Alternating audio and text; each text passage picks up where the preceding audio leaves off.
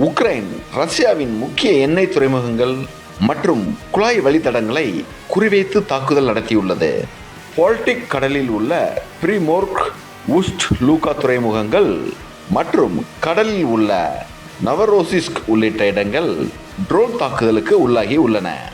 இந்த தாக்குதலில் ரஷ்யாவின் தினசரி சுமார் 2 முதல் 2.5 மில்லியன் பேரல் எண்ணெய் ஏற்றுமதி பாதிக்கப்பட்டுள்ளது.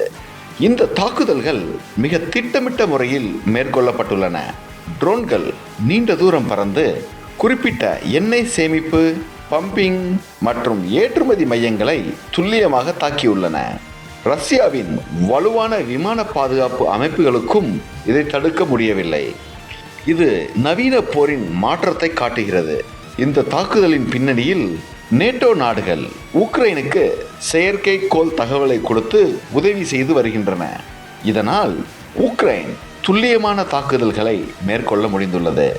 இதன் விளைவாக உலகளவில் எண்ணெய் விநியோகம் மேலும் பாதிக்கப்படும் அபாயம் உருவாகி உள்ளது.